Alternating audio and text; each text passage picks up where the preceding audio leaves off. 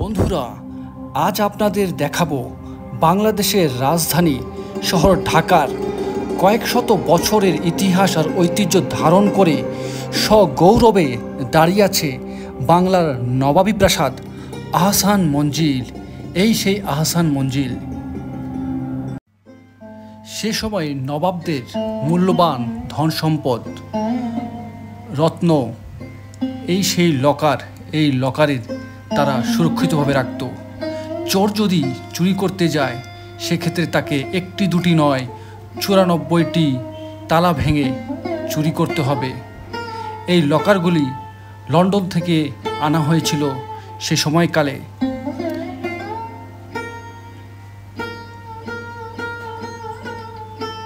ঠিক তার পাশের কক্ষেই সে সময়কার রাজপ্রহরীদের সুরক্ষা কবচ এবং তার পাশেই রয়েছে হাতির মাথার কঙ্কাল।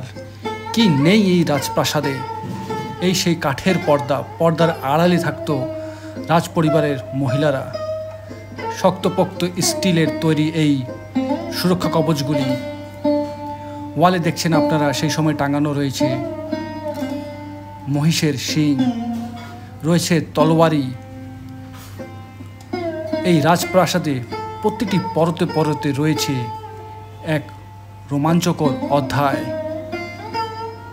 আপনারা দেখতে পাচ্ছেন ভিতরের চিত্র, কি রাজকীয়ভাবেই না তৈরি করা হয়েছিল সে সময়কাল এই রাজপ্রাসাদটি। উপরে দেখুন কাঠ দিয়ে নকশা করা। এবার ঢুকে পড়লাম আরেকটি কক্ষে। সেখানে সেই আমলে মূল্যবান ঝাড়বাতিগুলো দেখুন বন্ধুরা। এসব দেখছি আর অভিভূত হচ্ছি, কতই না জাঁকজমকপূর্ণ ছিল সে সময়কার তাদের জীবনযাত্রা। এই সুরক্ষা কবচটি সেই সময়কার প্রহরীরা ব্যবহার করত। শত্রুর হাত থেকে রক্ষা করার জন্যই এই ধরনের সুরক্ষা কবচ ব্যবহার করা হতো সে সময়কালে। এই সেই টেবিল, যেই টেবিলটি ইতালি থেকে দেওয়া হয় নবাবকে উপহার হিসেবে। অষ্টকোণ বিশিষ্ট এই টেবিলের বিশেষত হলো এর পায়ের নকশাগুলো কচ্ছপের ডিজাইন করা। রাজপ্রাসাদের পিছনেই রয়েছে এই সংগ্রহশালা প্রবেশদ্বার। এই প্রবেশদ্বারে রয়েছে নবাবের হাম্মামখানা। এই সেই কড়াই, যে কড়াইয়ে নবাবের জন্য পানি গরম করা হতো। শ্বেত পাথরের বাথটব রয়েছে, কমোটো।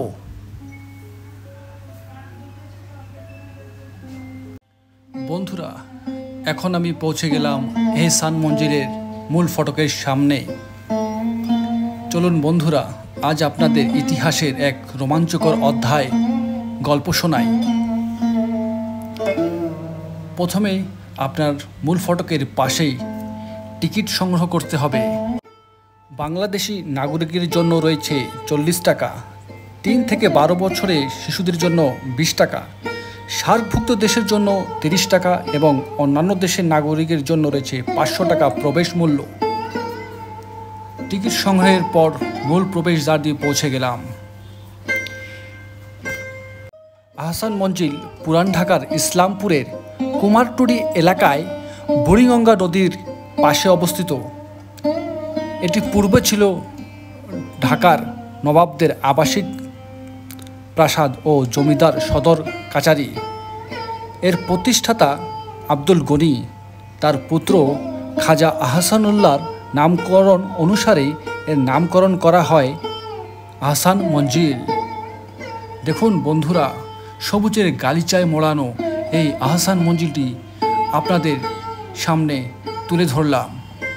কতই না নান্দনিক তার নকশা ও ডিজাইনগুলো, যা স্বচক্ষে না দেখলে বোঝা যায় না। যতই আমি ভিডিও কিংবা ছবি আপনাদের সামনে তুলে ধরি না কেন, স্বচক্ষে দেখার যে এক লালসা, তা আপনারা এই ভিডিওর মধ্যে পাবেন না। তাই আপনাদের অনুরোধ রইল, একবার হলেও এর সৌন্দর্য দেখে আসবেন। ইতিহাস থেকে জানা যায়, অষ্টাদশ শতাব্দীর মাঝামাঝি সময় জামালপুরের পরগনায় জমিদার শেখ এনায়েতুল্লাহ এখানে একটি রংমহল প্রতিষ্ঠা করেন। কিন্তু তার মৃত্যুর পর জমিদারের ছেলে শেখ মতিউল্লাহ এই প্রাসাদটি ফরাসি বণিকের নিকট বিক্রি করে দেয়। 1830 সালের দিকে বেগম বাজারের নবাব আব্দুল গনির বাবা খাজা আলিমুল্লাহ এই প্রাসাদটি কিনে বসবাস শুরু করেন। 1859 সালে খাজা আব্দুল গনির মার্টিনেন্ট কোম্পানি নামক এক ইউরোপীয় নির্মাণ কোম্পানির মাধ্যমে মূল ভবনের পাশে দীর্ঘ 13 বছর ধরে আরেকটি প্রাসাদ তৈরি করেন। 1872 সালের শেষের দিকে এর নির্মাণ কাজ শেষ হয়। বন্ধুরা, এখন আপনারা যে সেতুটি দেখছেন এটি হলো অন্দরমহল ও বাহিরমহলের সংযোগ স্থল।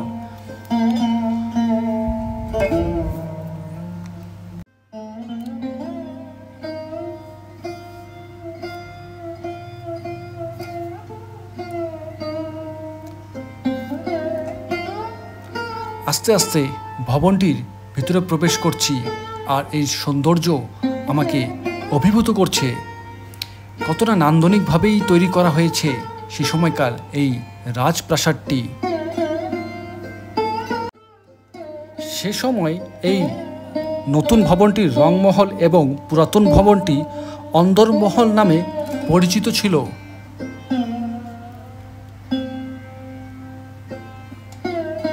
এটি হলো অন্দরমহলের ভবনটি। এই পথ দিয়ে উপরে উঠলেই আমরা দেখতে পাব সংগ্রহশালায় সে সময়ে নবাবদের ব্যবহৃত বিভিন্ন জিনিসপত্র রয়েছে, যা সত্যি আপনাকে করবে মুগ্ধ। সে সময়কালে নবাবদের বংশ পরিচিতি সংক্ষিপ্তভাবে তুলে ধরা হয়েছে ছবির মাধ্যমে।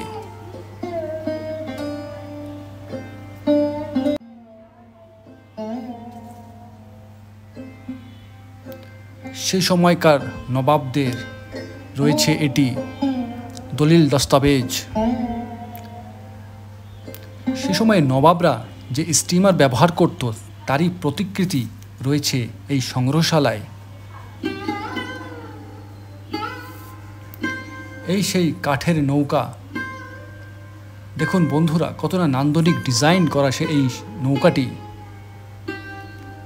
নবাবরা সেই সময়ে কাল যে মোটরযান ব্যবহার করত তারই একটি নকশা রয়েছে এই সংগ্রহশালায়।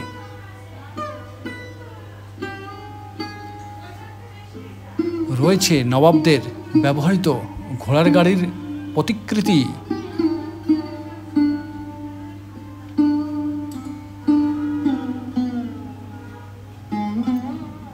সংগ্রহশালার পিছনের দরজা দিয়ে রয়েছে, ঢুকতেই দেখতে পাবেন এই সুন্দর ডিজাইন করা নকশাটি। দেখুন কত রাজকীয়ভাবে তৈরি করা হয়েছিল সে সময়ের এই রাজপ্রাসাদটি। এই কাঠের সিঁড়িগুলি একবার দেখুন। এখন বন্ধুরা সংগ্রহশালার ভিতরে প্রবেশ করতেই দেখতে পেলাম সে সময়কার নবাবদের ব্যবহৃত বিভিন্ন জিনিসপত্র জাদুঘরের ভিতরে। দেখুন সে সময়কার ব্যবহৃত আসবাবপত্র। এই সকল আসবাবপত্র দেখলে একটা অন্যরকম অনুভূতি কাজ করছে। দেখুন বন্ধুরা, এই সেই হাতের বল যেখানে রাজারা তার রাজ পরিবারের সদস্যরা খাওয়া দাওয়া করতো, এইসব প্লেটে। এইসব দেখলে মনের ভেতরে অন্যরকম একটা অনুভূতি কাজ করে। এটি হলো নবাবদের শয়নকক্ষ। রয়েছে তাদের ব্যবহৃত বিছানা, তার পাশেই রয়েছে নবাবের ব্যবহৃত শোকেস। এই সকল আসবাবপত্র সেই সময়কার নবাবরা ব্যবহার করতেন।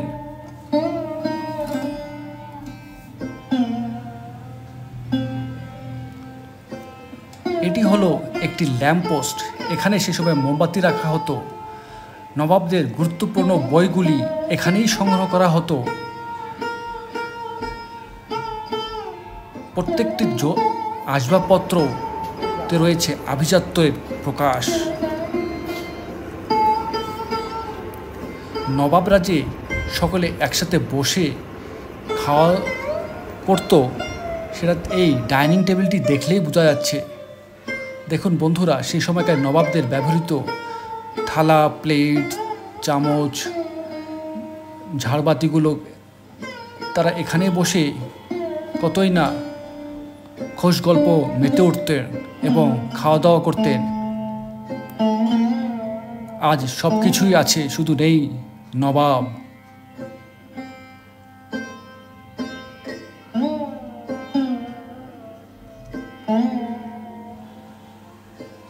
কাঠের এই সিঁড়ি বেয়ে দোতলায় ওঠা যেত। একবার দেখুন বন্ধুরা, সেই সময়কার নান্দনিক ডিজাইন করা সেই সিঁড়ির এবং কাঠের ডিজাইনগুলি একবার দেখুন বন্ধুরা, আজও অবিকল রয়েছে। এসব ডিজাইন ও নকশা প্রকাশ করে সেই সময়কার নবাবদের রুচি এবং তাদের বিলাসিতা জীবনযাপনের চিত্র।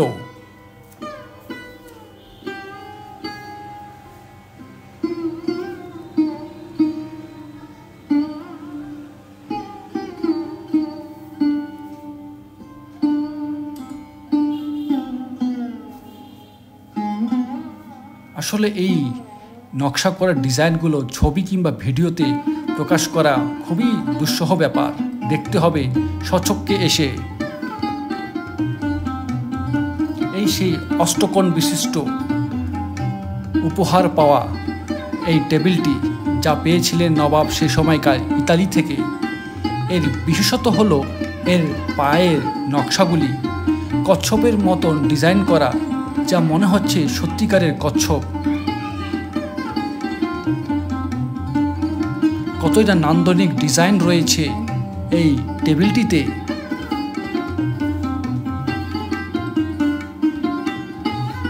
এই সকল আসবাবপত্র দেখছি আর অভিভূত হচ্ছি, ভাবছি কতই না জাঁকজমকপূর্ণ ছিল তাদের জীবনযাত্রার মান।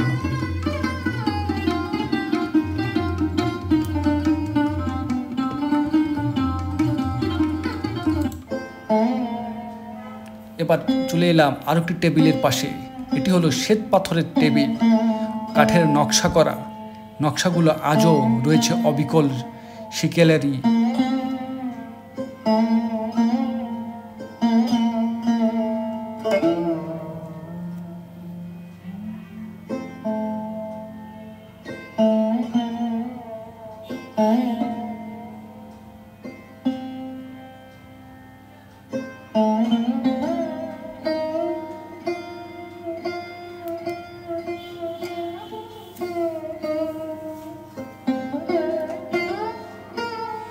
এবার বন্ধুরা চলে এলাম আরেকটি কক্ষে, যে কক্ষে সংরক্ষণ করা হয়েছে নবাবদের ব্যবহৃত সিন্দুকগুলি। এই সিন্দুকগুলোতেই নবাবরা তাদের ধন রত্ন সংরক্ষণ করে রাখতেন। এবং এখন যে রেলিংটি আপনারা দেখতে পাচ্ছেন, সেটা দিয়ে সুরক্ষা করা হতো। এখানে বেশ কয়েকটি সিন্দুক রয়েছে।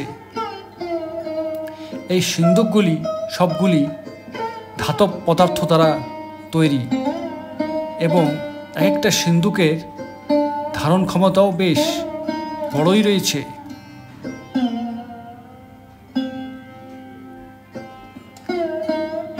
সবচেয়ে আকর্ষণীয় রয়েছে এই সিন্দুকটিতে, কারণ চোর যদি চুরি করতে হয় তাকে খুলতে হবে 94টি তালা, তারপর পাবে সেই ধনরত্ন। সে সময়কাল নবাবদের ব্যবহৃত ঘড়ি।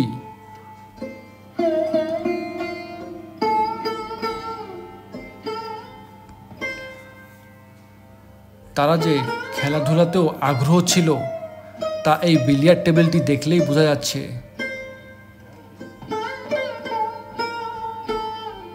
বিলিয়ার্ড টেবিলে সব কিছুই রয়েছে সাজানো গোছানো, নেই শুধু নবাবদের এখানে আনাগোনা। এখন এসব ইতিহাস হিসেবে রয়ে গেছে।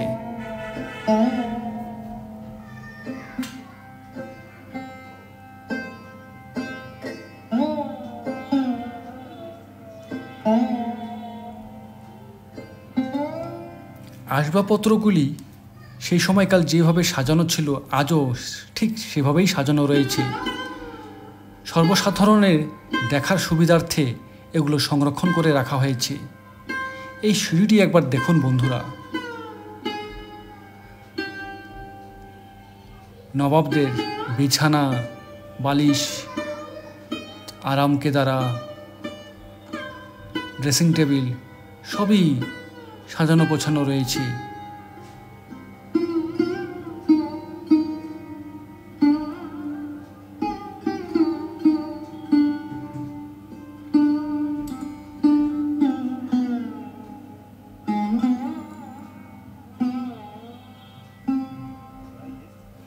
ভবনগুলোর সুউচ্চ উচ্চতায় রয়েছে নান্দনিক ডিজাইন এবং সংরক্ষণ করে রাখা হয়েছে নবাবদের বিছানা, বালিশ, তাদের সোফা সবগুলোই ঠিক যেমনটি সে সময়কাল নবাবরা ব্যবহার করতেন সেভাবেই সাজানো রয়েছে।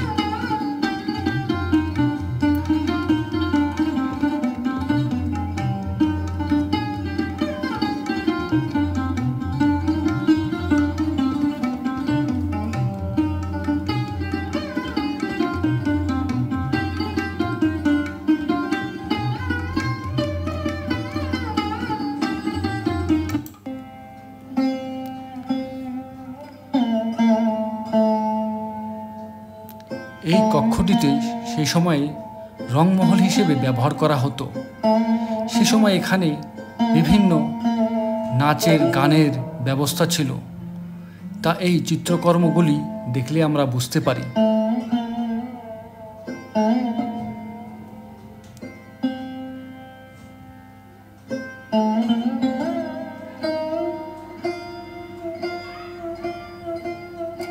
চলুন বন্ধুরা সামনে এগিয়ে যাই। এবার আপনাদের দেখাবো নবাবদের সিংহাসন। এই সিংহাসনগুলো দেখেন বন্ধুরা, সচরাচর এই সকল ডিজাইন আমরা চোখেই দেখি না। কত সুন্দরভাবে ঘোড়ার প্রতিকৃতি এবং চেয়ারগুলির পায়ের নকশাগুলো একবার দেখুন। এসব যে কেউ দেখবে অভিভূত হবে।